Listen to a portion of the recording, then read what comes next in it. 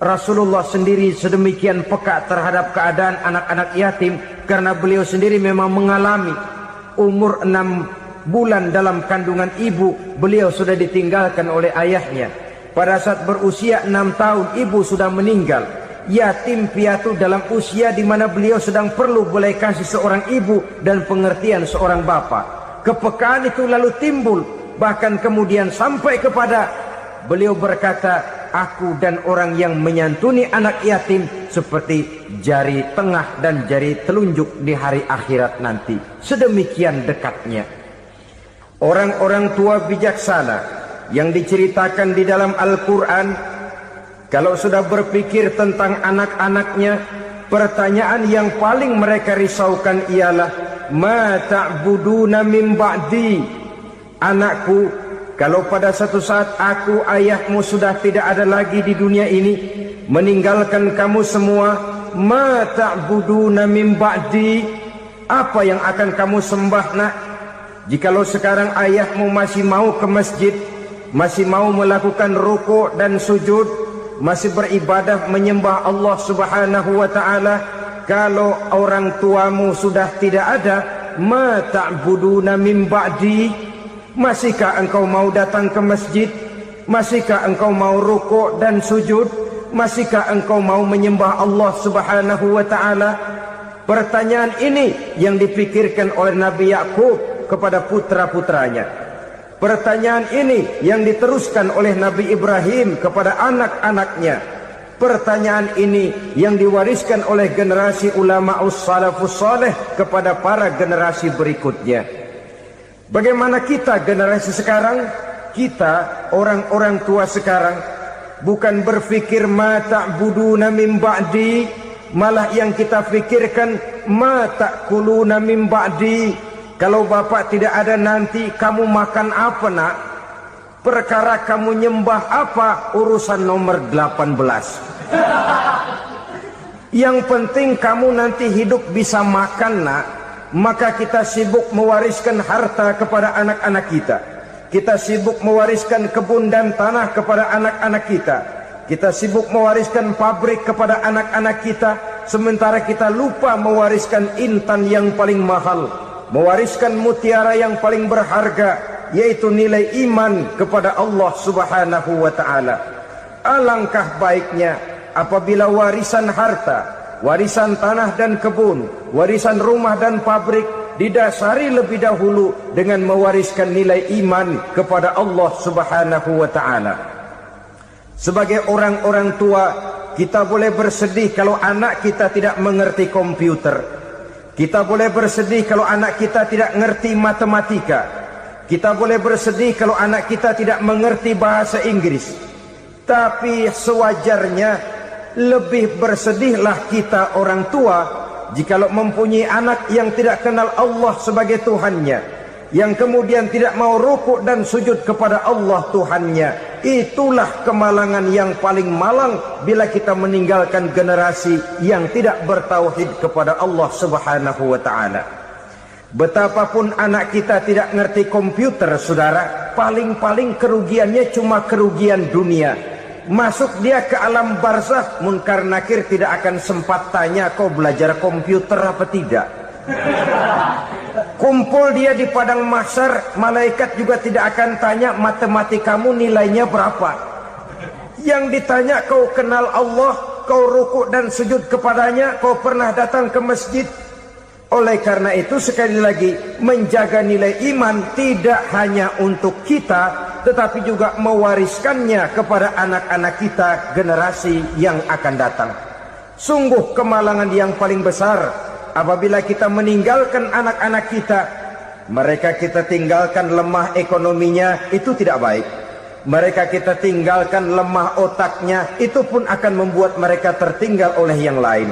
Tapi yang paling celaka, jikalau kita tinggalkan mereka dalam kondisi lemah imannya, rapuh akidahnya, tidak baik dan tidak betul keyakinan hidupnya. Oleh karena itu Nabi berpesan, jauhilah 7 perkara yang merusak. Yang pertama, syirik kepada Allah Subhanahu wa ta'ala. Menyekutukan Allah baik dalam ucapan, dalam keyakinan ataupun dalam perbuatan. Ini perkara pertama yang termasuk 7 perusak besar di dalam kehidupan. Kalau sudah jatuh kita ke lembah syirik, bagaimanapun banyak kebaikan yang kita kerjakan, berjiwa sosial, bertangan pemurah, gemar menolong orang lain, kalau memang dasarnya syirik, maka seluruh kebaikan kita akan hancur, tidak akan ada nilainya dalam pandangan Allah Subhanahu wa ta'ala. Dalam pandangan manusia, mungkin kita dicatat sebagai orang sosial, gemar menolong orang lain, tidak berpangku tangan melihat orang yang mendapat kesulitan, tapi oleh karena dasarnya syirik, dasarnya tidak mentauhidkan Allah, maka seluruh nilai kebaikan yang kita kerjakan tidak akan ada nilainya dalam pandangan Allah Subhanahu wa ta'ala. Maka jagalah iman kita jangan sampai dihinggapi penyakit syirik yang bagaimana kecilnya sekalipun. Sekali lagi, baik syirik dalam bentuk ucapan, syirik dalam bentuk keyakinan, sampai kepada syirik dalam bentuk perbuatan, kita berhindar kepada sifat-sifat yang sedemikian itu. Karena apa? Dalam satu ayat Quran Allah Subhanahu wa ta'ala menjelaskan, innallaha la yaghfiru ayyushraka bih wa yaghfiru ma duna dzalika liman yasha. Allah tidak akan memberi ampun kepada orang-orang yang menyekutukannya, tapi Allah masih mau memberikan ampun kepada dosa-dosa yang selain itu bagi orang-orang yang dikehendakinya. Dosa selain syirik, apabila kita bertaubat, Allah masih mau mengampuni. Tapi kalau sudah jatuh ke tempat syirik, itu sudah dosa yang tidak berampun. Taubatnya tidak lain melepas syirik, kembali kepada tauhid, berkeyakinan bahwa hanya ada Allah Subhanahu wa ta'ala, Tuhan satu-satunya, yang lam yalid walam yulad walam yakul lahu kufuwan ahad. Tidak beranak, tidak pula diperanakkan, dan tidak satupun yang dapat menyerupai Tuhan Allah Subhanahu wa ta'ala. Saudara-saudara kaum muslimin rahimakumullah, bahwa kita di zaman sekarang memang tidak menyembah berhala, ya. Bahwa kita tidak berterang-terangan mengatakan Tuhan lebih dari satu, memang. Bahwa kita tidak berkeyakinan Tuhan itu punya anak atau diperanakkan, tentu. Tapi dalam perbuatan dan i'tiqad, kita kadang-kadang jatuh tanpa kita sadari ke tempat yang bernama syirik ini. Oleh karenanya, di zaman di mana teknologi makin canggih, di mana kemajuan pembangunan makin menjangkau berbagai aspek kehidupan, diperlukan keseimbangan antara kemajuan fisik material dengan kemajuan mental spiritual. Apabila tidak ada keseimbangan, yang terwujud tentulah kepincangan, yang diawali dengan pincangnya cara kita berpikir, sehingga pada akhirnya akan mengarah kepada pincangnya cara kita berbuat dan bertindak di dalam kehidupan kita. Oleh karena itu Nabi berpesan, jauhilah sifat syirik, karena syirik merupakan dosa yang teramat besar. Ini sifat merusak yang pertama. Yang kedua, kata Nabi, wasihra, jauhilah sihir. Sihir ini juga termasuk perkara yang merusak kehidupan. Kita semua sama-sama maklum bahwa sihir sebenarnya bukan persoalan baru. Sejak sebelum datang Islam, sihir itu sudah ada. Di zaman Yunani kuno, sihir ada. Di zaman Mesir kuno, di zaman Cina kuno, dan yang lain-lain yang serba kuno, sihir itu sudah ada. Bahkan para nabi pun, para rasul yang diutus oleh Allah Subhanahu wa ta'ala, senantiasa berhadapan dengan ahli-ahli sihir untuk menguji kebenaran dari misi yang mereka bawa. Sihir adalah perbuatan di luar kebiasaan yang bisa dikerjakan oleh ahlinya dengan bantuan jin atau setan. Hukum mempelajari sihir adalah haram, mengamalkannya lebih haram lagi. Sebab itu saudara-saudara, sihir merupakan perbuatan merusak yang harus kita jauhi. Ciri-ciri daripada perbuatan sihir, pertama, ia mengandung tipuan, bayangan khayal. Di zaman Nabi Musa misalnya, orang melihat tambang-tambang itu seperti ular. Nabi Musa melayangkan tongkatnya menjadi ular-ular besar yang memakan ular-ular kecil ciptaan tukang-tukang sihir Fir'aun tadi. Lalu sihir bisa terjadi dengan bantuan jin kafir atau setan. Kemudian ciri yang ketiga, sifatnya halus dan tersembunyi. Taruh kata ada seorang ahli sihir yang mempergunakan ayat-ayat Quran sebagai jompa jampe, sebagai baca-bacaan, itu cuma sekedar kedok. Tujuannya tidak lain menjadikan agama sebagai ketok untuk membenarkan cara yang dimurkai oleh Allah Subhanahu wa ta'ala. Satu hadis yang diriwayatkan oleh Imam Bazar dan Tabrani, Nabi berpesan, "Laisa minna man tatayyara lahu au takahhana au tukuhhina lahu au sahira lahu." Tidak termasuk ke dalam golonganku, kata Nabi. Tidak termasuk umatku. Siapa mereka? Man tatayyara lahu, orang yang bertatoyur. Apa tatoyur itu? Dari kalimat toyaro, artinya terbang. Toir biasa diartikan dengan burung. Tatoyaro percaya kepada suara-suara burung. Man tatayyara lahu, mempercayai, meyakini dengan benar-benar kepada suara beburungan. Kan suka ada itu, nah bunyi burung tuh, maling liwat. Maling liwat. Burung bunyi, maling liwat. Itu termasuk tatayyara lahu, percaya kepada suara burung. Kan aneh kalau suara orang nggak dipercaya, suara burung malah dipercaya.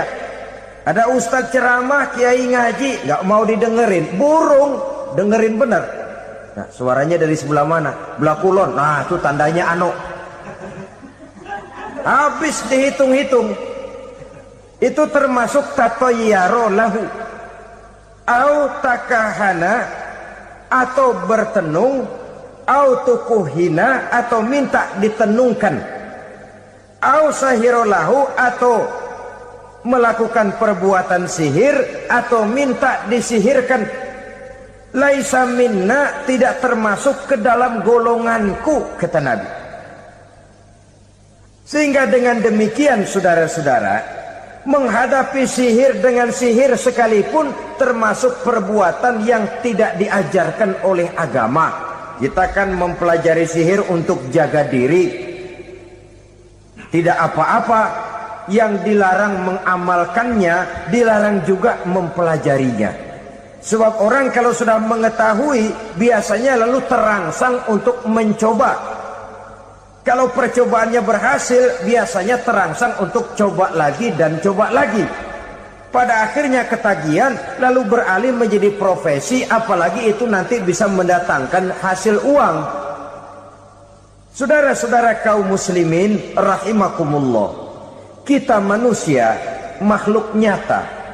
Kita hidup di alam nyata, terikat oleh sunnatullah, causality. Oleh karenanya, bagi kita keyakinan yang penuh, keikhlasan di dalam bertuhankan Allah, penyerahan diri sepenuhnya hanya kepadanya, itu sudah merupakan obat penangkal yang sangat ampuh agar kita tidak terkena penyakit-penyakit yang dibuat oleh setan dan para pembantunya. Sehingga beberapa ayat Quran mengajarkan, misalnya a'udzu bikalimatillahi tammati min syarri ma khalaq, atau bismillazi la yadurru ma'asmihi syai'un fil ardi wala fis sama, dengan menyebut nama Allah yang tidak bisa mendatangkan bahaya sedikit pun, dari baik yang datang dari langit maupun yang datang dari bumi. Jiwa yang kosong dari keyakinan yang penuh kepada Allah, Jiwa yang penuh was-was dan ragu-ragu, itu yang mudah terserang oleh penyakit-penyakit yang dikerjakan oleh para tukang-tukang sihir, yaitu oleh setan dan seluruh para pembantunya. Kemudian hadis kedua yang diriwayatkan oleh Imam Ibnu Hibban, Nabi bersabda, la yadkhulul jannata mudminu khamrin wala mu'minu bisihrin wala qati'u rahmin. Tidak masuk surga. Ini Nabi yang bilang, tidak masuk surga. Siapa itu? Pertama, mudminu khamrin, orang yang berkekalan dalam mabuk. Selalu mudminun itu sudah menjadi perbuatan rutinnya, tidak kapok-kapoknya, teler seumur hidup. Mudminu khamrin, tidak masuk surga orang yang selalu bermabuk-mabukan. Yang kedua, wala mu'minu bisihrin, orang mukmin tapi main sihir. Ini juga oleh Nabi diperingatkan, tidak akan masuk surga orang mukmin tapi suka main sihir. Wala qati'u rahmin, dan tidak juga orang yang memutuskan silaturahmi. Tiga macam manusia yang diperingatkan Nabi tidak akan masuk surga: orang yang selalu mabuk, orang mukmin yang main sihir, dan orang yang memutuskan silaturahmi. Saudara-saudara kaum muslimin rahimakumullah. Lalu orang berkata, kenapa dilarang kita bersihir? Padahal Rasul sendiri kan punya mukjizat. Nah, kita memang harus membedakan antara mukjizat dengan sihir. Dalam kehidupan agama kita kenal ada yang namanya mukjizat, ada yang namanya karomah atau keramat biasa diucapkan, ada yang namanya maunah, ada yang namanya irhas, ada juga yang namanya sihir. Kesemuanya ini berbeda, saudara-saudara. Yang dinamakan mukjizat itu khusus untuk para rasul saja. Satu kejadian luar biasa yang terjadi dilakukan oleh rasul atas izin dari Allah Subhanahu wa taala. Perbedaannya dengan sihir jelas. Sihir dari setan, mukjizat dari Allah. Sihir bisa dipelajari, mukjizat tidak. Sihir umumnya untuk maksud-maksud yang tidak baik, sedangkan mukjizat untuk memperkuat kebenaran yang disampaikan oleh para rasul dan ditentang oleh umatnya. Bahkan kafir Quraisy dahulu menganggap orang-orang ahli sihir itu berada dalam satu posisi yang hina, sehingga mereka mengatakan dan menuduh Nabi Muhammad sebagai tukang sihir. Tuduhan sebagai tukang sihir adalah tuduhan yang sangat aib dan hina. Di tengah masyarakat kufar jahiliyah, kedudukan tukang sihir dipandang sebagai kedudukan yang hina, sehingga mereka mengejek Nabi dengan sebutan tukang sihir. Jadi mukjizat hanya untuk Rasul saja. Kemudian karomah. Karomah ini asal kata dari karomah, kehormatan, kemuliaan yang diberikan Allah kepada hamba-hambanya yang rajin mendekatkan diri kepadanya. Oleh karena ketekunannya melaksanakan ibadah, Allah memberikan keistimewaan kepada orang itu, yang dengan keistimewaannya dia bisa mengerjakan yang tidak bisa dikerjakan oleh orang lain. Karomah hanya bisa dicapai dengan prestasi ibadah. Kalau sihir, mau ibadah apa enggak, asal dia belajar, bersatu dan berteman dengan setan, memenuhi persyaratan-persyaratan setan, biasanya lalu bisa. Sedangkan karomah tidak mungkin terwujud tanpa orang mendekatkan diri sedekat-dekatnya kepada Allah Subhanahu wa ta'ala. Maka kita lihat biasanya orang-orang yang punya ilmu sihir, mukanya rata-rata nggak enak dilihat. kumuh, jauh dari air wudhu, jauh dari sujud kepada Allah, malah berteman dengan setan, menjadi pelayan-pelayannya setan. Saudara-saudara, adapun maunah, keistimewaan yang diberikan Allah kepada hamba-hambanya yang belum sampai kepada tingkat wali, tapi orang itu lebih banyak kebaikannya daripada kesalahannya. Umpamanya, saudara jalan bertiga di pinggir jalan, saudara ada pada posisi di tengah, lalu bertiga ini ketabrak mobil. Menurut perhitungan saudara mati lebih dahulu, tapi terjadi hal yang aneh, dua teman saudara mati, saudara malah cuma luka dan lecet sedikit saja. Apa itu? Kalau kita lebih banyak kebaikannya daripada kesalahannya, itu yang dinamakan maunah, pertolongan yang diberikan Allah kepada hamba-hambanya yang lebih banyak kebaikannya daripada kesalahannya. Sedangkan yang dinamakan irhas, kejadian luar biasa pada diri seseorang pada waktu dia masih kecil, yang menunjukkan tanda-tanda keistimewaannya. Itu umumnya pada para nabi pada usia kecilnya sudah ada irhas, tanda-tanda istimewa. Jelas baik mukjizat, karomah, maunah maupun irhas berbeda dengan sihir. Sihir ini jelas saja merupakan bantuan dan persekutuan antara manusia dengan setan. Padahal setan, kata Allah dalam Al-Quran, innahu lakum aduwwum mubin, sesungguhnya setan bagi kamu adalah musuh yang sangat jelas.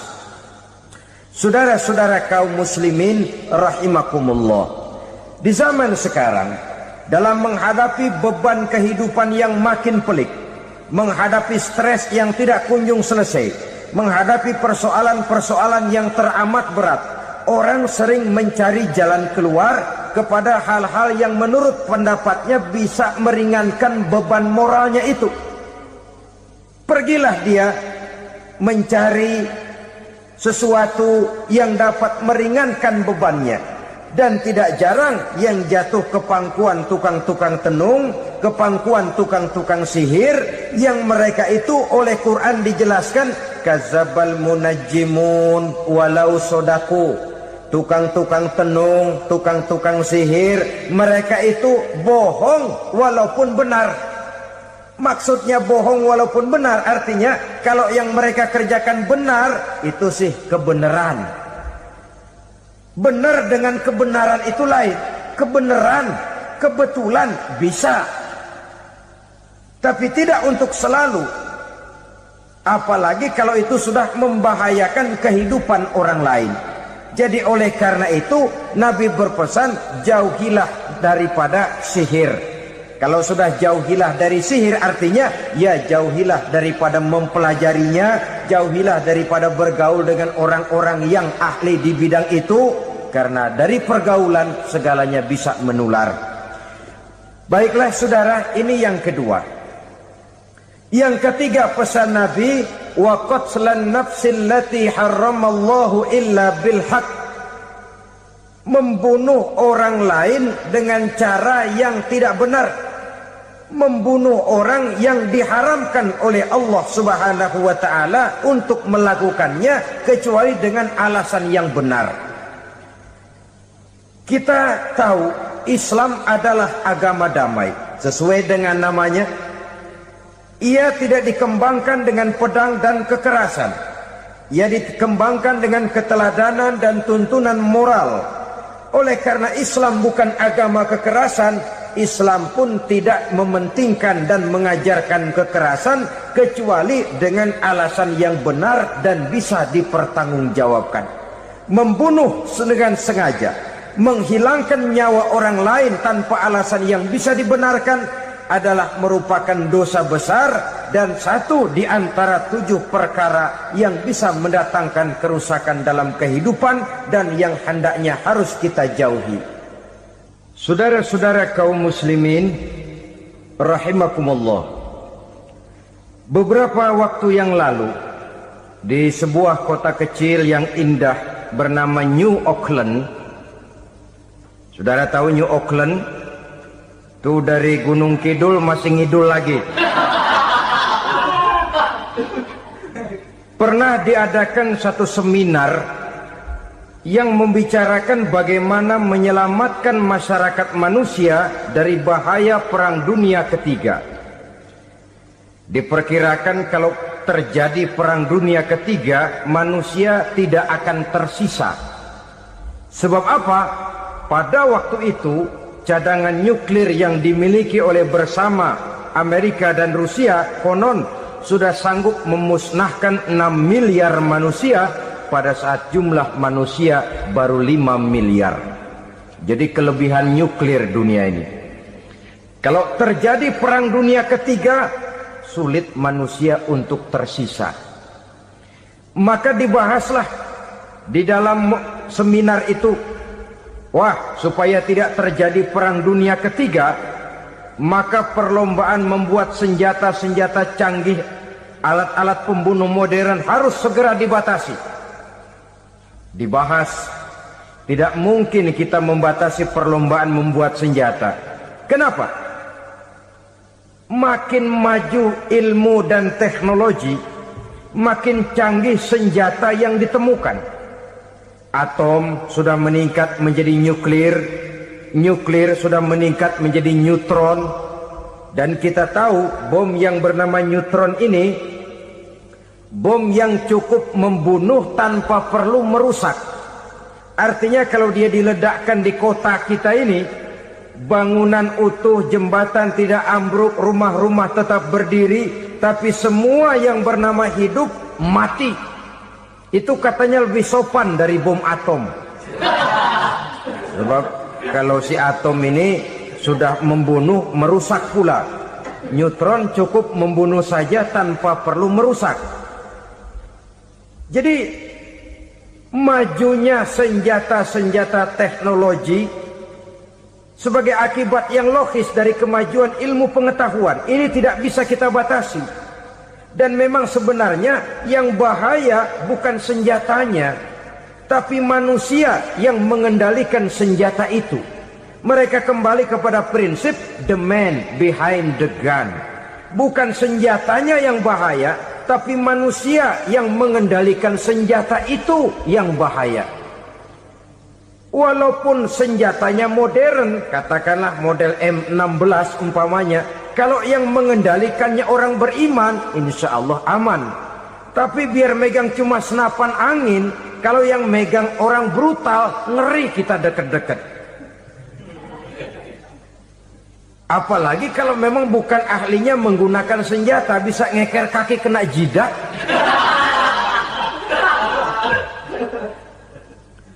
Mereka kembali kepada prinsip lama yang tetap baru, bukan senjatanya yang harus dibatasi, manusia yang mengendalikan senjata itu yang perlu dibicarakan. Nah, kalau begitu, agar manusia tidak mempergunakan senjata sewenang-wenang, apa yang harus kita lakukan? Ya, manusianya harus bermoral.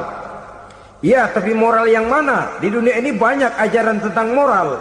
Itu pun mudah saja. Di sini kan kita undang saja ahli dari berbagai agama untuk membicarakan konsep perdamaian menurut agamanya masing-masing. Baik, setuju itu? Setuju. Maka tampillah para ahli agama, mereka kembali kepada prinsip moral daripada konsep yang terkandung di dalam ajaran agama untuk menegakkan perdamaian.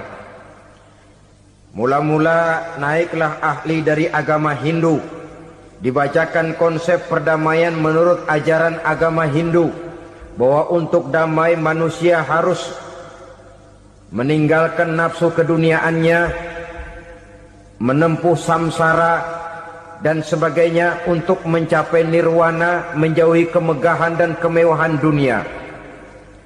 Ini lalu dibahas, rasanya juga tidak mungkin ini. Kemudian dari agama Nasrani, bahwa untuk damai manusia harus menciptakan sifat kasih sayang. Kalau ditampar pipi kiri, berikan pipi yang kanan. Kalau diberikan selendang, berikan baju. Nanti orang kasihan, lalu dia tidak akan nampar lagi. Ketika ini dibahas, ternyata rasanya pun tidak mungkin bisa diterima. Karena apa? Di zaman sekarang orang ditampar pipi kiri, dikasih pipi kanan. Bukan kasihan, gemes. Damai belum tentu, bonyok udah jelas. Lalu ketika dibacakan konsep perdamaian menurut Quran, di mana disampaikan ayat wa jazaa'u sayyi'atin sayyi'atun misluha faman afa wa aslaha fa ajruhu 'ala Allah. Balasan terhadap satu kejahatan adalah kejahatan yang seimbang. Tetapi barang siapa yang memberi maaf dan mencari jalan damai, itulah yang terbaik dan akan mendapat pahala dari Allah Subhanahu wa ta'ala. Kamu tidak salah ditampar pipi kirimu, tampar lagi pipi kirinya sekeras dia menampar pipi kirimu. Nanti orang tidak mau menampar kita karena dia tahu kalau dia tampar kita, dia akan menderita tamparan sekeras dia menampar kita. Akan terjadilah prinsip saling hormat menghormati, tidak saling ganggu, tidak saling usil, tidak saling jahil. Juga termasuk perkara yang merusak kehidupan. Kita semua sama-sama maklum bahwa sihir sebenarnya bukan persoalan baru. Sejak sebelum datang Islam, sihir itu sudah ada. Di zaman Yunani kuno, sihir ada. Di zaman Mesir kuno, di zaman Cina kuno, dan yang lain-lain yang serba kuno, sihir itu sudah ada. Bahkan para nabi pun, para rasul yang diutus oleh Allah Subhanahu wa ta'ala, senantiasa berhadapan dengan ahli-ahli sihir untuk menguji kebenaran dari misi yang mereka bawa. Sihir adalah perbuatan di luar kebiasaan yang bisa dikerjakan oleh ahlinya dengan bantuan jin atau setan.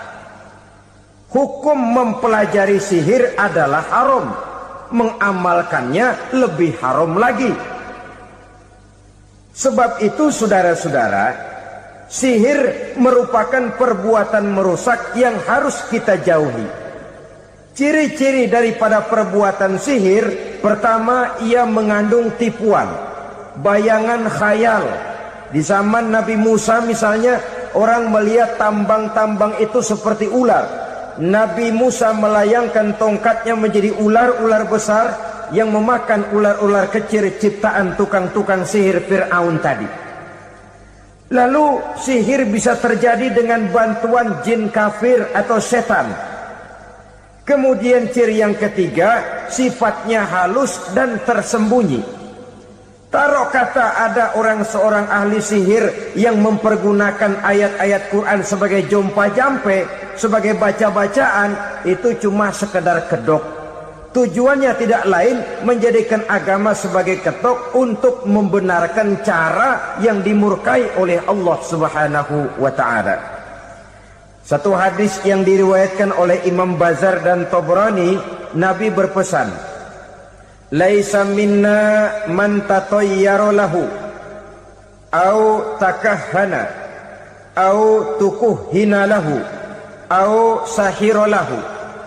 Tidak termasuk ke dalam golonganku, kata Nabi. Tidak termasuk umatku. Siapa mereka? Man tatayyara lahu, orang yang bertatoyur. Apa tatoyur itu? Dari kalimat toyaro, artinya terbang. Toir biasa diartikan dengan burung. Tatoyaro percaya kepada suara-suara burung. Man tatoyaro lahu, mempercayai, meyakini dengan benar-benar kepada suara beburungan. Kan suka ada itu, nah bunyi burung tuh, maling liwat. Maling liwat. Burung bunyi, maling liwat. Itu termasuk tatoyaro lahu, percaya kepada suara burung. Kan aneh kalau suara orang nggak dipercaya, suara burung malah dipercaya. Ada ustadz ceramah, kiai ngaji, nggak mau didengerin, burung dengerin bener. Nah, suaranya dari sebelah mana? Belah kulon. Nah, itu tandanya anu. Habis dihitung-hitung, itu termasuk tatoyaro lahu, au takahana, atau bertenung, au tukuhina, atau minta ditenungkan, au sahiro lahu, atau melakukan perbuatan sihir, atau minta disihirkan. Laisa minna, tidak termasuk ke dalam golonganku, kata Nabi. Sehingga dengan demikian saudara-saudara, menghadapi sihir dengan sihir sekalipun termasuk perbuatan yang tidak diajarkan oleh agama. Kita kan mempelajari sihir untuk jaga diri, tidak apa-apa. Yang dilarang mengamalkannya, dilarang juga mempelajarinya. Sebab orang kalau sudah mengetahui, biasanya lalu terangsang untuk mencoba. Kalau percobaannya berhasil, biasanya terangsang untuk coba lagi dan coba lagi. Pada akhirnya ketagihan, lalu beralih menjadi profesi, apalagi itu nanti bisa mendatangkan hasil uang. Saudara-saudara kaum muslimin rahimakumullah, kita manusia makhluk nyata, kita hidup di alam nyata, terikat oleh sunnatullah, causality. Oleh karenanya bagi kita keyakinan yang penuh, keikhlasan di dalam bertuhankan Allah, penyerahan diri sepenuhnya hanya kepadanya, itu sudah merupakan obat penangkal yang sangat ampuh agar kita tidak terkena penyakit-penyakit yang dibuat oleh setan dan para pembantunya. Sehingga beberapa ayat Quran mengajarkan, misalnya a'udzu bikalimatillahi tammati min syarri ma khalaq, atau bismillazi la yadurru ma'asmihi syai'un fil ardi wala fis sama, dengan menyebut nama Allah yang tidak bisa mendatangkan bahaya sedikit pun, dari baik yang datang dari langit maupun yang datang dari bumi. Jiwa yang kosong dari keyakinan yang penuh kepada Allah, jiwa yang penuh was-was dan ragu-ragu, itu yang mudah terserang oleh penyakit-penyakit yang dikerjakan oleh para tukang-tukang sihir, yaitu oleh setan dan seluruh para pembantunya. Kemudian hadis kedua yang diriwayatkan oleh Imam Ibnu Hibban, Nabi bersabda, la yadkhulul jannata mudminu khamrin wala mu'minu bisihrin wala qati'u rahmin. Tidak masuk surga. Ini Nabi yang bilang, tidak masuk surga. Siapa itu? Pertama, mudminu khamrin, orang yang berkekalan dalam mabuk.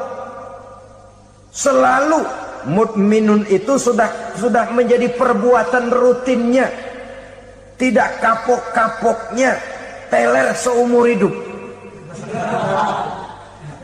Mudminu khamrin, tidak masuk surga orang yang selalu bermabuk-mabukan. Yang kedua, wala mu'minu bisihrin, orang mukmin tapi main sihir. Ini juga oleh Nabi diperingatkan, tidak akan masuk surga orang mukmin tapi suka main sihir. Wala qati'u rahmin, dan tidak juga orang yang memutuskan silaturahmi. Tiga macam manusia yang diperingatkan Nabi tidak akan masuk surga: orang yang selalu mabuk, orang mukmin yang main sihir, dan orang yang memutuskan silaturahmi. Saudara-saudara kaum muslimin rahimakumullah. Lalu orang berkata, kenapa dilarang kita bersihir? Padahal Rasul sendiri kan punya mukjizat. Nah, kita memang harus membedakan antara mukjizat dengan sihir. Dalam kehidupan agama kita kenal ada yang namanya mukjizat, ada yang namanya karomah atau keramat biasa diucapkan, ada yang namanya maunah, ada yang namanya irhas, ada juga yang namanya sihir. Kesemuanya ini berbeda, saudara-saudara. Yang dinamakan mukjizat itu khusus untuk para rasul saja. Satu kejadian luar biasa yang terjadi dilakukan oleh Rasul atas izin dari Allah Subhanahu wa ta'ala. Perbedaannya dengan sihir jelas. Sihir dari setan, mukjizat dari Allah. Sihir bisa dipelajari, mukjizat tidak. Sihir umumnya untuk maksud-maksud yang tidak baik, sedangkan mukjizat untuk memperkuat kebenaran yang disampaikan oleh para rasul dan ditentang oleh umatnya. Bahkan kafir Quraisy dahulu menganggap orang-orang ahli sihir itu berada dalam satu posisi yang hina, sehingga mereka mengatakan dan menuduh Nabi Muhammad sebagai tukang sihir. Tuduhan sebagai tukang sihir adalah tuduhan yang sangat aib dan hina.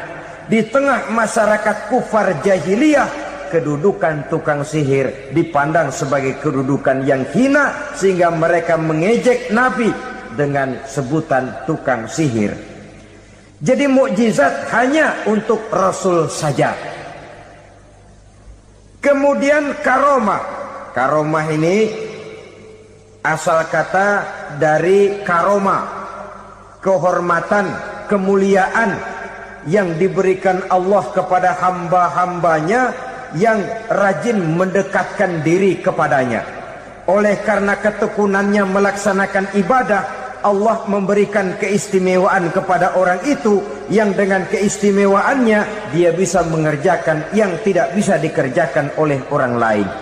Karomah hanya bisa dicapai dengan prestasi ibadah. Kalau sihir, mau ibadah apa enggak, asal dia belajar, bersatu dan berteman dengan setan, memenuhi persyaratan-persyaratan setan, biasanya lalu bisa. Sedangkan karomah tidak mungkin terwujud tanpa orang mendekatkan diri sedekat-dekatnya kepada Allah Subhanahu wa ta'ala. Maka kita lihat biasanya orang-orang yang punya ilmu sihir, mukanya rata-rata nggak enak dilihat. Kumuh, jauh dari air wudhu, jauh dari sujud kepada Allah, malah berteman dengan setan, menjadi pelayan-pelayannya setan. Saudara-saudara, adapun maunah, keistimewaan yang diberikan Allah kepada hamba-hambanya yang belum sampai kepada tingkat wali, tapi orang itu lebih banyak kebaikannya daripada kesalahannya.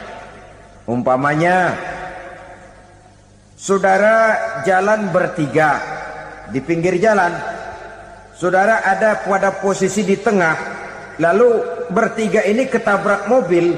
Menurut perhitungan saudara mati lebih dahulu, tapi terjadi hal yang aneh, dua teman saudara mati, saudara malah cuma luka dan lecet sedikit saja.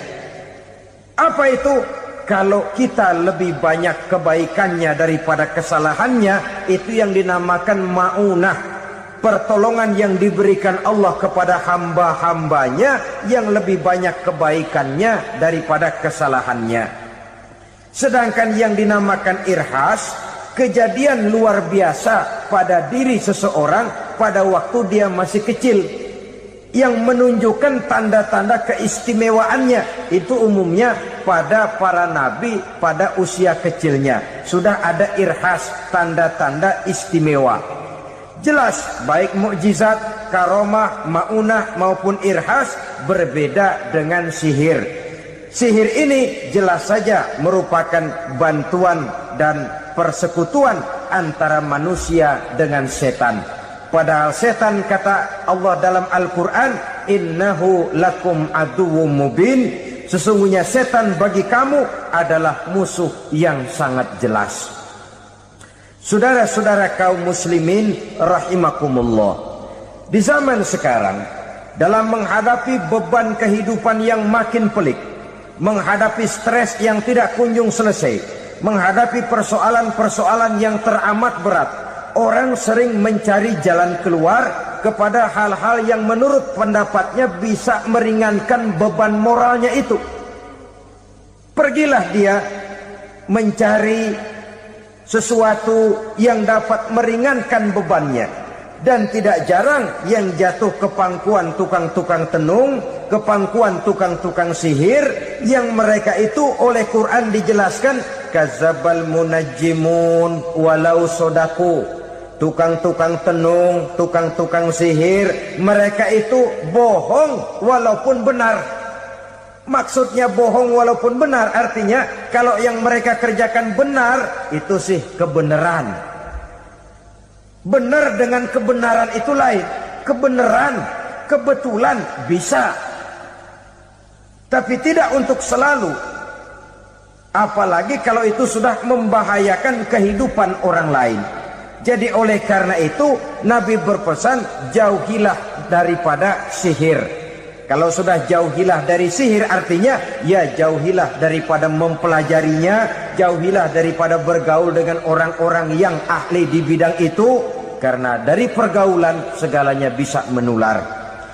Riba alias renten, kedoknya adalah menolong orang, tapi sama juga bulu buntutnya dilepas, palanya dicekek. Menolong orang pada akhirnya menjadi beban bagi seseorang. Dan memang mencari orang-orang yang berada dalam posisi kesulitan.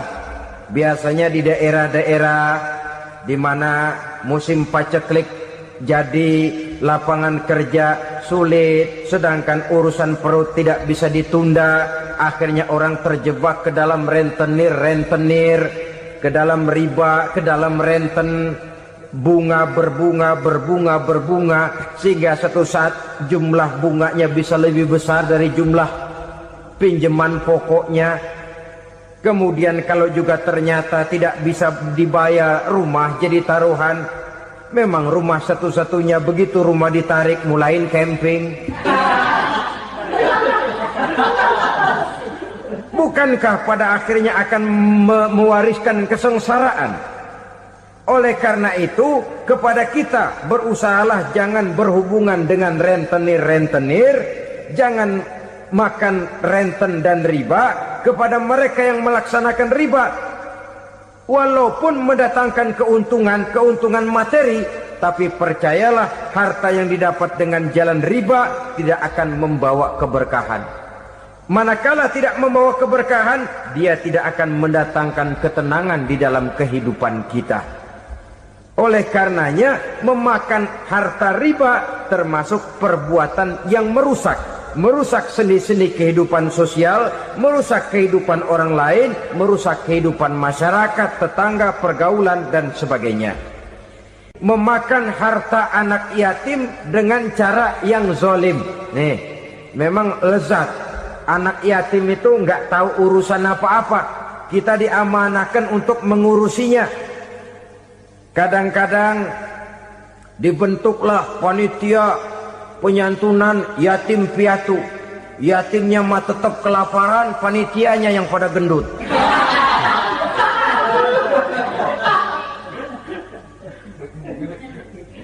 Padahal memakan harta anak yatim termasuk perbuatan dosa besar. Dan menjantuni yatim merupakan perbuatan mulia. Nabi mengatakan, ana wa kafilul yatim kahataini yaumal qiyamah. Aku dan orang-orang yang menyantuni anak yatim seperti dua jari ini pada hari kiamat nanti. Dekat sekali. Jikalau ingin di hari akhir nanti dekat dengan Rasul, bersahabatlah dengan anak-anak yatim. Jadilah pengurus anak-anak yatim. Bangunlah panti-panti asuhan yatim. Pada saat bapak ibunya meninggal, kitalah yang menjadi orang tuanya. Bahkan sedemikian besar perhatian Islam terhadap anak-anak yatim ini, sehingga Quran memberikan peringatan, ara'aital ladzi yukadzibu bid-din fadzalikal ladzi yad'ul yatim wa la yahuddu ala ta'amil miskin. Tahukah kamu siapa orang yang mendustakan agama, beragama tapi dianggap dusta, salatnya dusta, puasanya dusta karena agamanya sudah berdusta. Siapa mereka?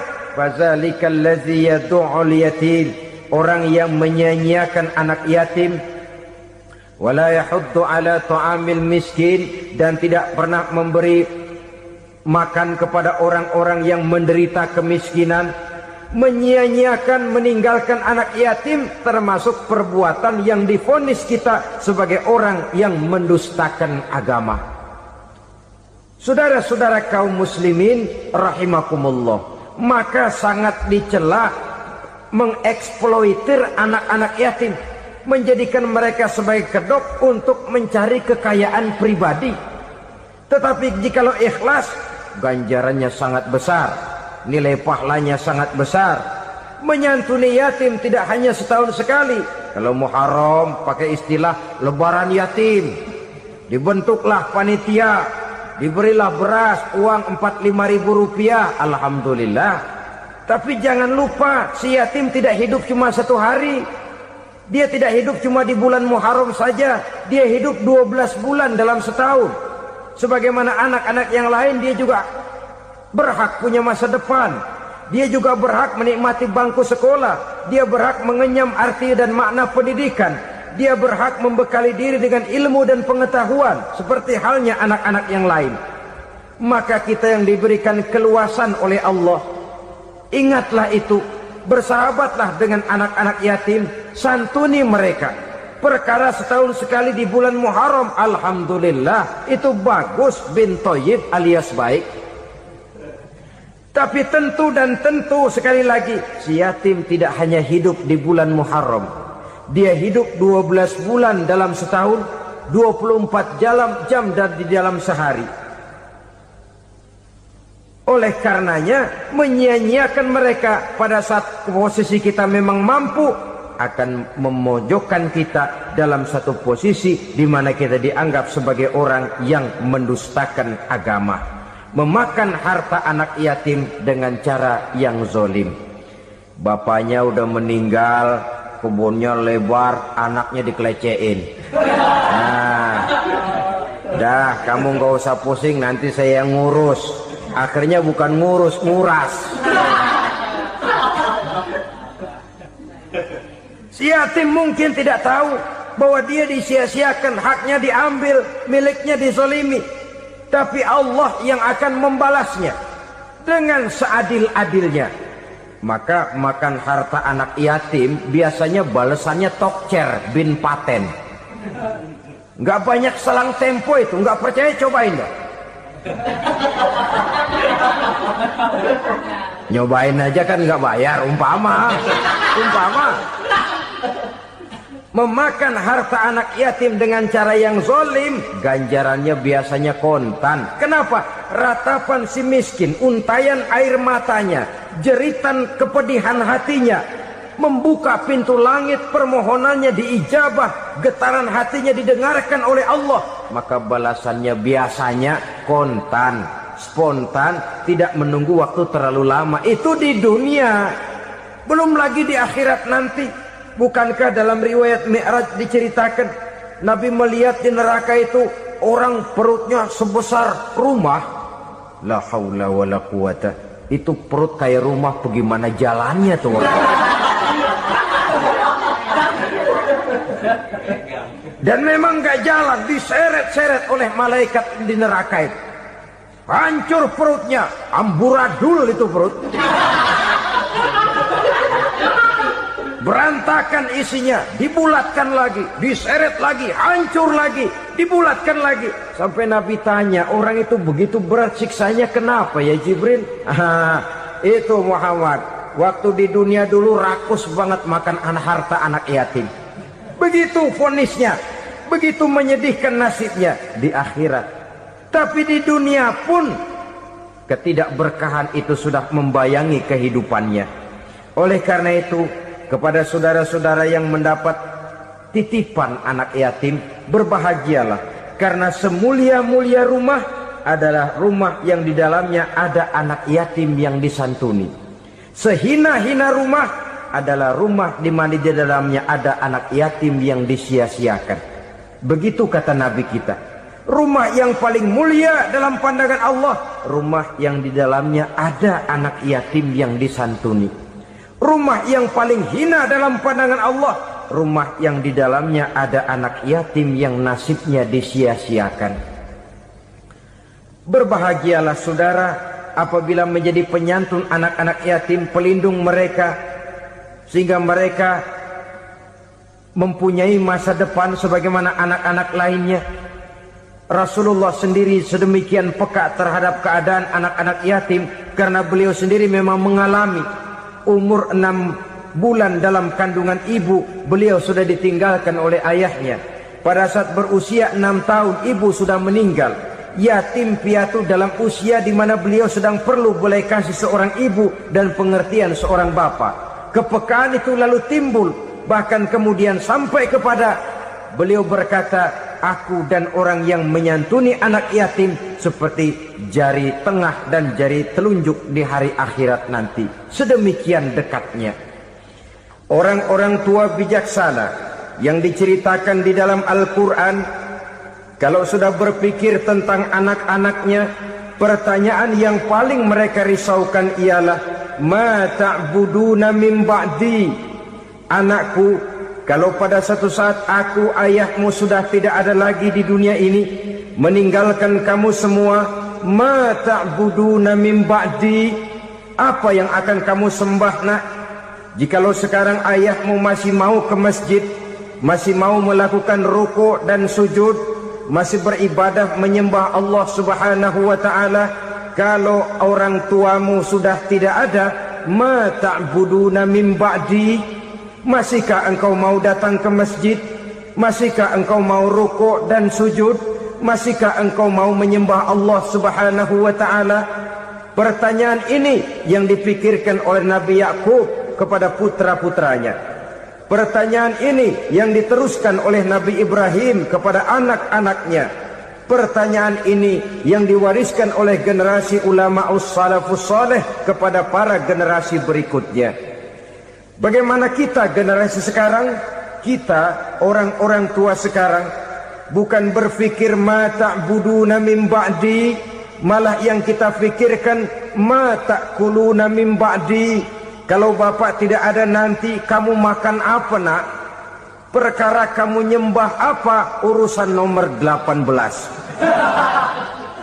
Yang penting kamu nanti hidup bisa makan nak. Maka kita sibuk mewariskan harta kepada anak-anak kita. Kita sibuk mewariskan kebun dan tanah kepada anak-anak kita. Kita sibuk mewariskan pabrik kepada anak-anak kita, sementara kita lupa mewariskan intan yang paling mahal, mewariskan mutiara yang paling berharga, yaitu nilai iman kepada Allah Subhanahu wa ta'ala. Alangkah baiknya apabila warisan harta, warisan tanah dan kebun, warisan rumah dan pabrik didasari lebih dahulu dengan mewariskan nilai iman kepada Allah Subhanahu wa ta'ala. Sebagai orang-orang tua, kita boleh bersedih kalau anak kita tidak mengerti komputer. Kita boleh bersedih kalau anak kita tidak mengerti matematika. Kita boleh bersedih kalau anak kita tidak mengerti bahasa Inggris. Tapi sewajarnya lebih bersedihlah kita orang tua jikalau mempunyai anak yang tidak kenal Allah sebagai Tuhannya, yang kemudian tidak mau rukuk dan sujud kepada Allah Tuhannya. Itulah kemalangan yang paling malang bila kita meninggalkan generasi yang tidak bertauhid kepada Allah Subhanahu wa ta'ala. Betapapun anak kita tidak ngerti komputer, saudara, paling-paling kerugiannya cuma kerugian dunia.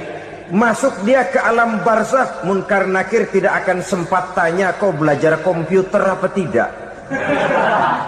Kumpul dia di padang mahsyar, malaikat juga tidak akan tanya matematikamu nilainya berapa. Yang ditanya kau kenal Allah, kau rukuk dan sujud kepadanya, kau pernah datang ke masjid. Oleh karena itu sekali lagi, menjaga nilai iman tidak hanya untuk kita, tetapi juga mewariskannya kepada anak-anak kita generasi yang akan datang. Sungguh kemalangan yang paling besar apabila kita meninggalkan anak-anak kita, mereka kita tinggalkan lemah ekonominya, itu tidak baik. Mereka kita tinggalkan lemah otaknya, itu pun akan membuat mereka tertinggal oleh yang lain. Tapi yang paling celaka, jikalau kita tinggalkan mereka dalam kondisi lemah imannya, rapuh akidahnya, tidak baik dan tidak betul keyakinan hidupnya. Oleh karena itu Nabi berpesan, jauhilah 7 perkara yang merusak. Yang pertama, syirik kepada Allah subhanahu wa ta'ala. Menyekutukan Allah baik dalam ucapan, dalam keyakinan, ataupun dalam perbuatan. Ini perkara pertama yang termasuk 7 perusak besar di dalam kehidupan. Kalau sudah jatuh kita ke lembah syirik, bagaimanapun banyak kebaikan yang kita kerjakan, berjiwa sosial, bertangan pemurah, gemar menolong orang lain, kalau memang dasarnya syirik, maka seluruh kebaikan kita akan hancur, tidak akan ada nilainya dalam pandangan Allah subhanahu wa ta'ala.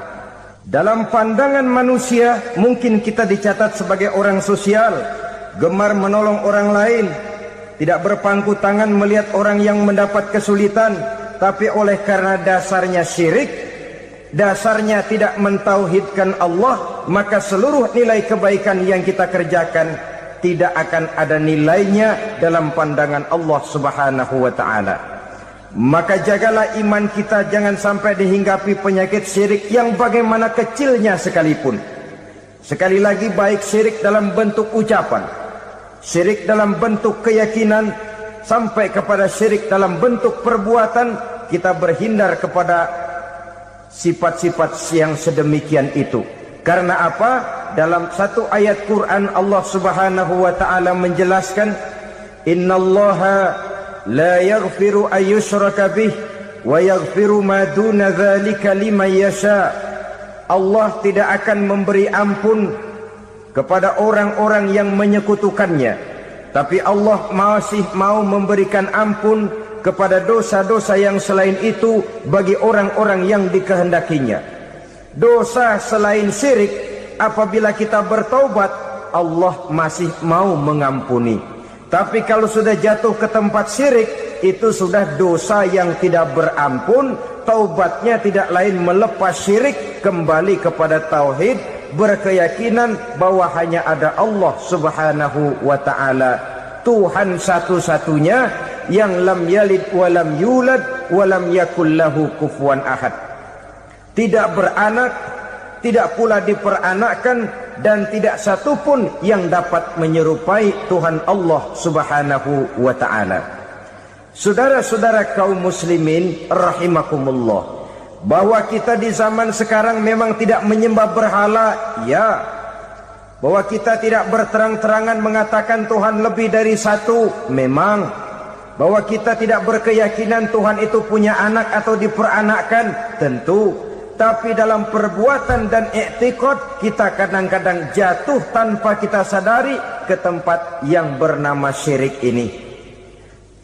Oleh karenanya, di zaman di mana teknologi makin canggih, di mana kemajuan pembangunan makin menjangkau berbagai aspek kehidupan, diperlukan keseimbangan antara kemajuan fisik material dengan kemajuan mental spiritual.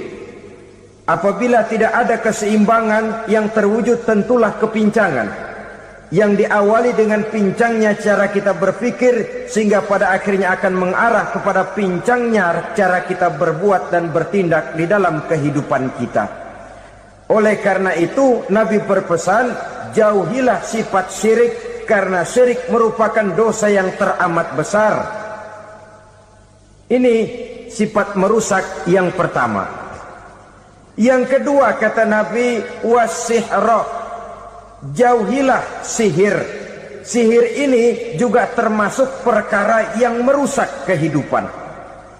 Kita semua sama-sama maklum bahwa sihir sebenarnya bukan persoalan baru. Sejak sebelum datang Islam, sihir itu sudah ada. Di zaman Yunani kuno, sihir ada. Di zaman Mesir kuno, di zaman Cina kuno, dan yang lain-lain yang serba kuno, sihir itu sudah ada. Bahkan para nabi pun, para rasul yang diutus oleh Allah subhanahu wa ta'ala, senantiasa berhadapan dengan ahli-ahli sihir untuk menguji kebenaran dari misi yang mereka bawa. Sihir adalah perbuatan di luar kebiasaan yang bisa dikerjakan oleh ahlinya dengan bantuan jin atau setan. Hukum mempelajari sihir adalah haram, mengamalkannya lebih haram lagi. Sebab itu saudara-saudara, sihir merupakan perbuatan merusak yang harus kita jauhi. Ciri-ciri daripada perbuatan sihir, pertama, ia mengandung tipuan, bayangan khayal. Di zaman Nabi Musa misalnya, orang melihat tambang-tambang itu seperti ular. Nabi Musa melayangkan tongkatnya menjadi ular-ular besar yang memakan ular-ular kecil ciptaan tukang-tukang sihir Fir'aun tadi. Lalu sihir bisa terjadi dengan bantuan jin kafir atau setan. Kemudian ciri yang ketiga, sifatnya halus dan tersembunyi. Taruh kata ada seorang ahli sihir yang mempergunakan ayat-ayat Quran sebagai jompa jampe, sebagai baca-bacaan, itu cuma sekedar kedok. Tujuannya tidak lain menjadikan agama sebagai ketok untuk membenarkan cara yang dimurkai oleh Allah Subhanahu wa ta'ala. Satu hadis yang diriwayatkan oleh Imam Bazar dan Tabrani, Nabi berpesan, "Laisa minna man tatayyara lahu au takahhana au tukuhhina lahu au sahira lahu." Tidak termasuk ke dalam golonganku, kata Nabi. Tidak termasuk umatku. Siapa mereka? Man tatayyara lahu, orang yang bertatoyur. Apa tatoyur itu? Dari kalimat toyaro, artinya terbang. Toir biasa diartikan dengan burung. Tatoyaro percaya kepada suara-suara burung. Man tatayyara lahu, mempercayai, meyakini dengan benar-benar kepada suara beburungan. Kan suka ada itu, nah bunyi burung tuh, maling liwat. Maling liwat. Burung bunyi, maling liwat. Itu termasuk tatayyara lahu, percaya kepada suara burung. Kan aneh kalau suara orang nggak dipercaya, suara burung malah dipercaya.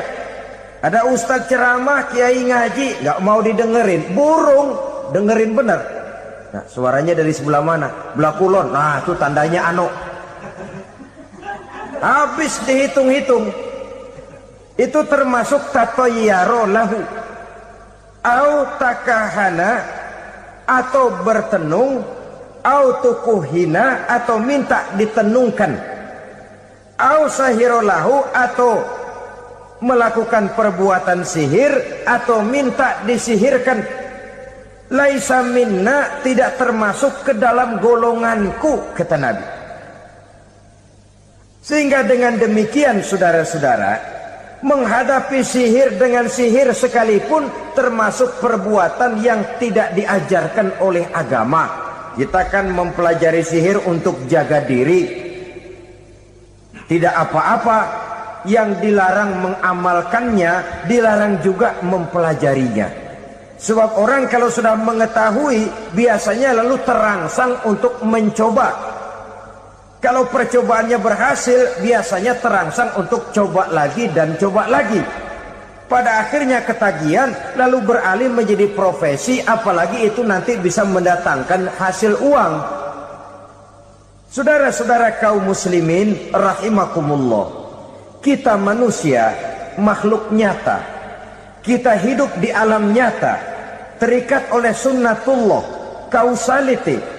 Oleh karenanya bagi kita keyakinan yang penuh, keikhlasan di dalam bertuhankan Allah, penyerahan diri sepenuhnya hanya kepadanya, itu sudah merupakan obat penangkal yang sangat ampuh agar kita tidak terkena penyakit-penyakit yang dibuat oleh setan dan para pembantunya.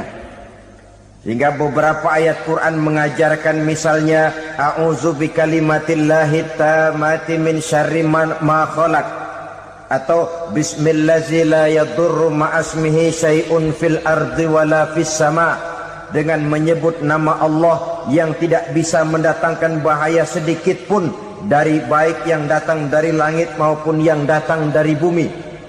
Jiwa yang kosong dari keyakinan yang penuh kepada Allah, jiwa yang penuh was-was dan ragu-ragu, itu yang mudah terserang oleh penyakit-penyakit yang dikerjakan oleh para tukang-tukang sihir, yaitu oleh setan dan seluruh para pembantunya. Kemudian hadis kedua yang diriwayatkan oleh Imam Ibnu Hibban, Nabi bersabda, la yadkhulul jannata mudminu khamrin wala mu'minu bisihrin wala qati'u rahmin. Tidak masuk surga. Ini Nabi yang bilang, tidak masuk surga. Siapa itu? Pertama, mudminu khamrin, orang yang berkekalan dalam mabuk. Selalu mudminun itu sudah menjadi perbuatan rutinnya, tidak kapok-kapoknya, teler seumur hidup. Mudminu khamrin, tidak masuk surga orang yang selalu bermabuk-mabukan. Yang kedua, wala mu'minu bisihrin, orang mukmin tapi main sihir. Ini juga oleh Nabi diperingatkan, tidak akan masuk surga orang mukmin tapi suka main sihir. Wala qati'u rahmin, dan tidak juga orang yang memutuskan silaturahmi. Tiga macam manusia yang diperingatkan Nabi tidak akan masuk surga: orang yang selalu mabuk, orang mukmin yang main sihir, dan orang yang memutuskan silaturahmi. Saudara-saudara kaum muslimin rahimakumullah. Lalu orang berkata, kenapa dilarang kita bersihir? Padahal Rasul sendiri kan punya mukjizat. Nah, kita memang harus membedakan antara mukjizat dengan sihir. Dalam kehidupan agama kita kenal ada yang namanya mukjizat, ada yang namanya karomah atau keramat biasa diucapkan, ada yang namanya maunah, ada yang namanya irhas, ada juga yang namanya sihir. Kesemuanya ini berbeda, saudara-saudara. Yang dinamakan mukjizat itu khusus untuk para rasul saja. Satu kejadian luar biasa yang terjadi dilakukan oleh rasul atas izin dari Allah Subhanahu wa ta'ala. Perbedaannya dengan sihir jelas. Sihir dari setan, mukjizat dari Allah. Sihir bisa dipelajari, mukjizat tidak. Sihir umumnya untuk maksud-maksud yang tidak baik, sedangkan mukjizat untuk memperkuat kebenaran yang disampaikan oleh para rasul dan ditentang oleh umatnya. Bahkan kafir Quraisy dahulu menganggap orang-orang ahli sihir itu berada dalam satu posisi yang hina, sehingga mereka mengatakan dan menuduh Nabi Muhammad sebagai tukang sihir. Tuduhan sebagai tukang sihir adalah tuduhan yang sangat aib dan hina. Di tengah masyarakat kufar jahiliyah, kedudukan tukang sihir dipandang sebagai kedudukan yang hina, sehingga mereka mengejek Nabi dengan sebutan tukang sihir. Jadi mukjizat hanya untuk Rasul saja. Kemudian karomah. Karomah ini asal kata dari karomah, kehormatan, kemuliaan yang diberikan Allah kepada hamba-hambanya yang rajin mendekatkan diri kepadanya. Oleh karena ketekunannya melaksanakan ibadah, Allah memberikan keistimewaan kepada orang itu, yang dengan keistimewaannya dia bisa mengerjakan yang tidak bisa dikerjakan oleh orang lain. Karomah hanya bisa dicapai dengan prestasi ibadah. Kalau sihir, mau ibadah apa enggak, asal dia belajar, bersatu dan berteman dengan setan, memenuhi persyaratan-persyaratan setan, biasanya lalu bisa. Sedangkan karomah tidak mungkin terwujud tanpa orang mendekatkan diri sedekat-dekatnya kepada Allah Subhanahu wa ta'ala. Maka kita lihat biasanya orang-orang yang punya ilmu sihir, mukanya rata-rata nggak enak dilihat. Kumuh, jauh dari air wudhu, jauh dari sujud kepada Allah, malah berteman dengan setan, menjadi pelayan-pelayannya setan. Saudara-saudara, adapun maunah, keistimewaan yang diberikan Allah kepada hamba-hambanya yang belum sampai kepada tingkat wali, tapi orang itu lebih banyak kebaikannya daripada kesalahannya. Umpamanya, saudara jalan bertiga di pinggir jalan, saudara ada pada posisi di tengah, lalu bertiga ini ketabrak mobil. Menurut perhitungan saudara mati lebih dahulu, tapi terjadi hal yang aneh, dua teman saudara mati, saudara malah cuma luka dan lecet sedikit saja.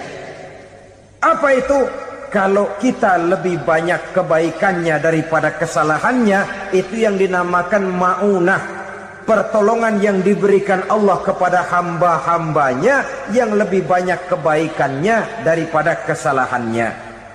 Sedangkan yang dinamakan irhas, kejadian luar biasa pada diri seseorang pada waktu dia masih kecil, yang menunjukkan tanda-tanda keistimewaannya. Itu umumnya pada para nabi pada usia kecilnya sudah ada irhas, tanda-tanda istimewa. Jelas baik mukjizat, karomah, maunah maupun irhas berbeda dengan sihir. Sihir ini jelas saja merupakan bantuan dan persekutuan antara manusia dengan setan. Padahal setan, kata Allah dalam Al-Quran, innahu lakum aduwwum mubin, sesungguhnya setan bagi kamu adalah musuh yang sangat jelas.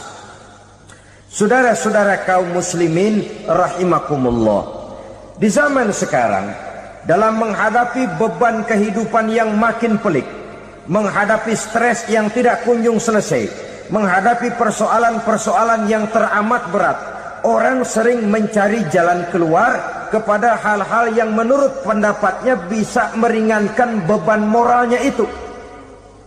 Pergilah dia mencari sesuatu yang dapat meringankan bebannya. Dan tidak jarang yang jatuh ke pangkuan tukang-tukang tenung, ke pangkuan tukang-tukang sihir, yang mereka itu oleh Quran dijelaskan kadzabal munajjimun walau sodaku. Tukang-tukang tenung, tukang-tukang sihir, mereka itu bohong walaupun benar. Maksudnya bohong walaupun benar, artinya kalau yang mereka kerjakan benar, itu sih kebenaran. Benar dengan kebenaran itu lain. Kebenaran, kebetulan bisa, tapi tidak untuk selalu.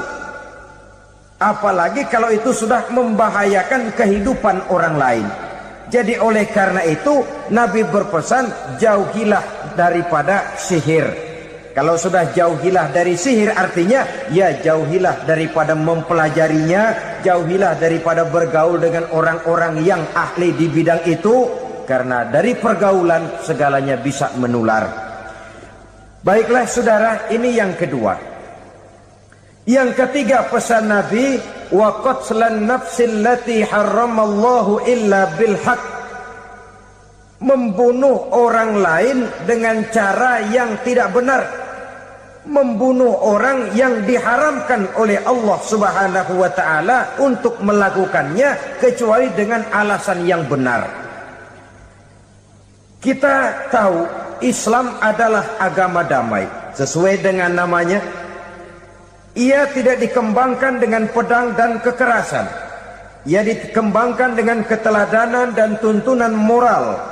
Oleh karena Islam bukan agama kekerasan, Islam pun tidak mementingkan dan mengajarkan kekerasan kecuali dengan alasan yang benar dan bisa dipertanggungjawabkan. Membunuh dengan sengaja, menghilangkan nyawa orang lain tanpa alasan yang bisa dibenarkan, adalah merupakan dosa besar dan satu di antara 7 perkara yang bisa mendatangkan kerusakan dalam kehidupan dan yang hendaknya harus kita jauhi. Saudara-saudara kaum muslimin rahimakumullah, beberapa waktu yang lalu di sebuah kota kecil yang indah bernama New Auckland. Saudara tahu New Auckland? Itu dari Gunung Kidul masih ngidul lagi. Pernah diadakan satu seminar yang membicarakan bagaimana menyelamatkan masyarakat manusia dari bahaya Perang Dunia Ketiga. Diperkirakan kalau terjadi Perang Dunia Ketiga, manusia tidak akan tersisa. Sebab apa? Pada waktu itu cadangan nuklir yang dimiliki oleh bersama Amerika dan Rusia konon sudah sanggup memusnahkan 6 miliar manusia pada saat jumlah manusia baru 5 miliar. Jadi kelebihan nuklir dunia ini. Kalau terjadi Perang Dunia Ketiga, sulit manusia untuk tersisa.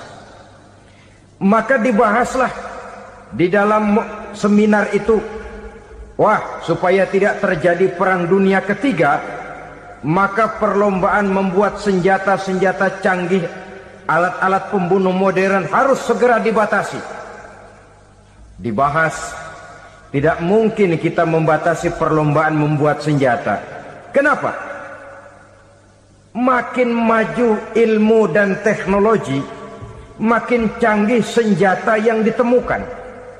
Atom sudah meningkat menjadi nuklir, nuklir sudah meningkat menjadi neutron, dan kita tahu bom yang bernama neutron ini bom yang cukup membunuh tanpa perlu merusak. Artinya kalau dia diledakkan di kota kita ini, bangunan utuh, jembatan tidak ambruk, rumah-rumah tetap berdiri, tapi semua yang bernama hidup mati.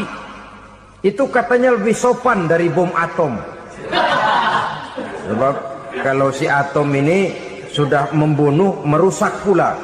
Neutron cukup membunuh saja tanpa perlu merusak. Jadi majunya senjata-senjata teknologi sebagai akibat yang logis dari kemajuan ilmu pengetahuan ini tidak bisa kita batasi. Dan memang sebenarnya yang bahaya bukan senjatanya, tapi manusia yang mengendalikan senjata itu. Mereka kembali kepada prinsip the man behind the gun. Bukan senjatanya yang bahaya, tapi manusia yang mengendalikan senjata itu yang bahaya. Walaupun senjatanya modern, katakanlah model M16 umpamanya, kalau yang mengendalikannya orang beriman, insya Allah aman. Tapi biar megang cuma senapan angin, kalau yang megang orang brutal, ngeri kita deket-deket. Apalagi kalau memang bukan ahlinya menggunakan senjata, bisa ngeker kaki kena jidat.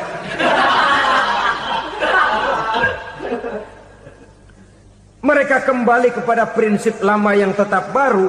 Bukan senjatanya yang harus dibatasi, manusia yang mengendalikan senjata itu yang perlu dibicarakan. Nah, kalau begitu, agar manusia tidak mempergunakan senjata sewenang-wenang, apa yang harus kita lakukan? Ya, manusianya harus bermoral. Ya, tapi moral yang mana? Di dunia ini banyak ajaran tentang moral. Itu pun mudah saja. Di sini kan kita undang saja ahli dari berbagai agama untuk membicarakan konsep perdamaian menurut agamanya masing-masing. Baik, setuju itu, setuju. Maka tampillah para ahli agama, mereka kembali kepada prinsip moral daripada konsep yang terkandung di dalam ajaran agama untuk menegakkan perdamaian. Mula-mula naiklah ahli dari agama Hindu. Dibacakan konsep perdamaian menurut ajaran agama Hindu, bahwa untuk damai manusia harus meninggalkan nafsu keduniaannya, menempuh samsara dan sebagainya untuk mencapai nirwana, menjauhi kemegahan dan kemewahan dunia. Ini lalu dibahas, rasanya juga tidak mungkin ini. Kemudian dari agama Nasrani, bahwa untuk damai manusia harus menciptakan sifat kasih sayang. Kalau ditampar pipi kiri, berikan pipi yang kanan. Kalau diberikan selendang, berikan baju. Nanti orang kasihan, lalu dia tidak akan nampar lagi. Ketika ini dibahas, ternyata rasanya pun tidak mungkin bisa diterima. Karena apa? Di zaman sekarang orang ditampar pipi kiri, dikasih pipi kanan. Bukan kasihan, gemes. Damai belum tentu, bonyok udah jelas. Lalu ketika dibacakan konsep perdamaian menurut Quran, di mana disampaikan ayat wa jazaa'u sayyi'atin sayyi'atun misluha faman afa wa aslaha fa ajruhu 'ala Allah. Balasan terhadap satu kejahatan adalah kejahatan yang seimbang. Tetapi barang siapa yang memberi maaf dan mencari jalan damai, itulah yang terbaik dan akan mendapat pahala dari Allah Subhanahu wa ta'ala. Kamu tidak salah ditampar pipi kirimu, tampar lagi pipi kirinya sekeras dia menampar pipi kirimu. Nanti orang tidak mau menampar kita karena dia tahu kalau dia tampar kita, dia akan menderita tamparan sekeras dia menampar kita. Akan terjadilah prinsip saling hormat menghormati, tidak saling ganggu, tidak saling usil, tidak saling jahil.